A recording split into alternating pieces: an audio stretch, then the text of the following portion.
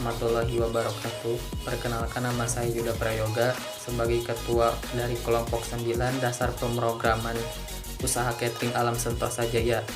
Dan perkenalkan, ini nama-nama anggota saya. Perkenalkan, nama saya Ananda Kornia Harisyah. Halo, saya Delia Gusanti. Nama saya Dini Wulandari. Perkenalkan, nama saya Penjelasan teori. Pada hakikatnya menurut kami, bahasa komputer atau bisa dibilang cara merancang suatu sistem untuk bisa mempermudah pekerjaan dan atau mempersingkat waktu dalam mengerjakan suatu pekerjaan. Awal mula bahasa pemrograman atau bahasa komputer ditemukan oleh Charles Babbage pada tahun 1822 di Universitas Cambridge, Inggris. Bisa dibilang bahasa yang ditemukan oleh Charles adalah bahasa komputer generasi ke-1. Dan dengan landasan teori-teori dari Charles, bahasa komputer kini berevolusi sampai ke generasi kelima yang kita rasakan saat ini. Sebagai contoh, berikut ada hasil dari kerja kelompok kami mengenai usaha catering Alam Sentosa Jaya. Berikut tampilannya. Terima kasih. Selanjutnya akan disampaikan oleh anggota lainnya. Selanjutnya, saya akan menjelaskan tentang penjelasan kode program. Penjelasan kode program yang pertama yaitu ada list. List yaitu tipe data yang berisi satu atau beberapa nilai di dalamnya. Nilai-nilai ini sering juga disebut item, elemen, atau anggota list. Untuk list yang pertama berisikan nama paket. Untuk list yang kedua berisikan isi dari paket tersebut. Sedangkan untuk list yang ketiga berisikan harga dari setiap paket. Yang kedua ada perulangan. Instruksi perulangan atau repetition adalah instruksi yang dapat mengulangi pelaksanaan sederetan instruksi lain berulang kali sesuai dengan persyaratan yang ditentukan.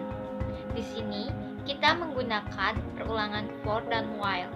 For, perulangan yang mengerjakan bagian pernyataan yang sama secara berulang-ulang berdasarkan syarat atau kondisi yang ditentukan.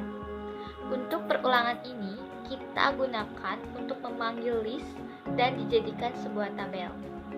While, perulangan yang mengerjakan perintah selama kondisinya bernilai benar.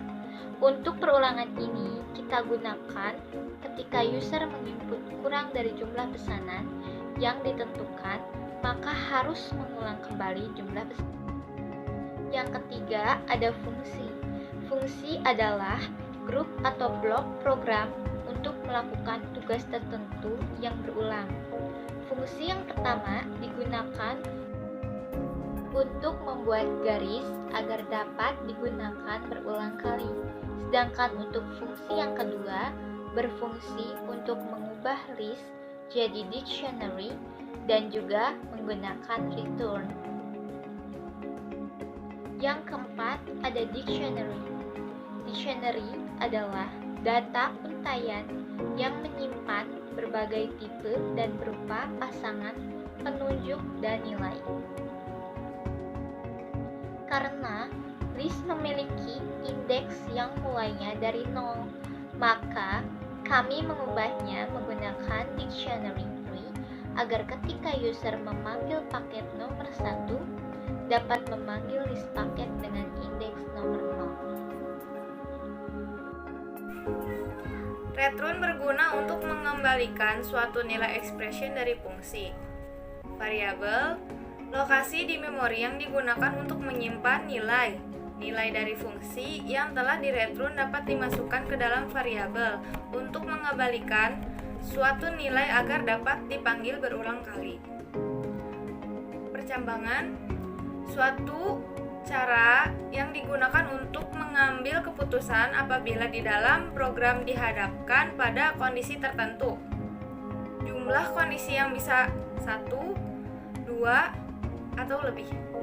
I/O, Python menyediakan banyak fungsi built-in yang bisa digunakan. Salah satunya adalah yang berkenaan dengan fungsi I/O atau input-output. Fungsi bawaan untuk melakukan operasi input adalah fungsi input dan fungsi output adalah output. String menyatakan karakter atau kalimat, bisa berupa fungsi, angka, dan lain-lain. Integer menyatakan bilangan bulat, digunakan untuk nomor paket. Baik, terima kasih.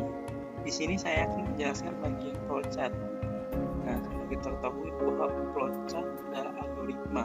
Algoritma itu adalah urutan hafalan dalam penyelesaian masalah yang disusun secara sistematis tertulis serta dituangkan secara tertulis. Nah, di sini saya akan menjelaskan salah satu tulisan algoritma, yaitu flowchart.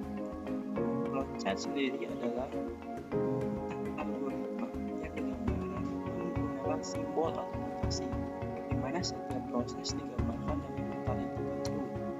Nah, di sini saya akan menjelaskan salah satu atau beberapa simbol-simbol yang sering digunakan dalam pembuatan flowchart. Oke, pertama yaitu terminal. Terminal itu berfungsi sebagai awal atau berisi start, dan sebagai akhir yaitu berisi end dari suatu proses. Yang kedua yaitu input atau output. Input atau output itu adalah letak yang akan dibaca di dalam memori komputer dari suatu alat input. Selanjutnya proses atau processing. Proses atau processing adalah satu atau beberapa himpunan penugasan yang akan dilaksanakan secara berurutan. Selanjutnya itu decision. Decision atau kotak keputusan berfungsi untuk memutuskan arah atau percabangan yang diambil sesuai dengan kondisi yang dipenuhi, yaitu benar atau salah. Selanjutnya yaitu subroutine. Subroutine digunakan untuk menjalankan proses suatu bagian atau prosedur. Selanjutnya yaitu preparation. Preparation digunakan untuk pembelian hari awal. Yang selanjutnya yaitu konektor dan on-break konektor. Yang pertama yaitu konektor atau penghubung, digunakan untuk menghubungkan diagram alur yang terputus, di mana bagian tersebut masih berada pada halaman yang sama. Sedangkan on-break konektor itu digunakan untuk menghubungkan sambungan bagian flowchart yang terputus, di mana sambungannya berada pada halaman yang lain. Oke, nah itu penjelasan tentang simbol-simbol yang sering digunakan dalam pembuatan flowchart. Selanjutnya di sini saya akan menjelaskan flowchart dari proyek kami. Oke, dimulai yaitu dari start, yaitu terminal, lalu dilanjutkan dengan preparasi, rilis paket, harga, isi. Selanjutnya itu cetak, selamat datang, catering alam Jaya. Selanjutnya, nah ini adalah perulangan untuk pembuatan tabel. Nah, untuk ini adalah proses untuk berapa kali jumlah perulangan yang akan di sini. Oke, selanjutnya ini adalah konektor atau penghubung, di mana sambungannya itu berada pada halaman yang sama. Selanjutnya itu cetak isi paket, promo, lalu input nama, input pilih paket. Selanjutnya yaitu ini adalah fungsi. Selanjutnya yaitu adalah proses pengambilan fungsi itu sendiri. Selanjutnya itu proses isi. Nah, isi ini diambil dari fungsi yang ini. Nah, yang harga juga sama. Oke, selanjutnya itu decision atau percabangan. Di sini ada 3 decision karena ini ada 3 paket 1, 2, dan 3. Yang selanjutnya ini adalah on-break connector karena sambungannya berada pada halaman lain. Selanjutnya yaitu ini adalah perulangan di mana untuk mencari jumlah pesanan. Jika jumlah pesanan kurang dari 25, maka akan masuk ke decision cabangan. Terus cetak pesanan kurang dari 25, maka kembali lagi ke atas. Jika pesanan lebih dari 25, maka langsung masuk ke proses ini, lalu masuk ke cabangan lagi.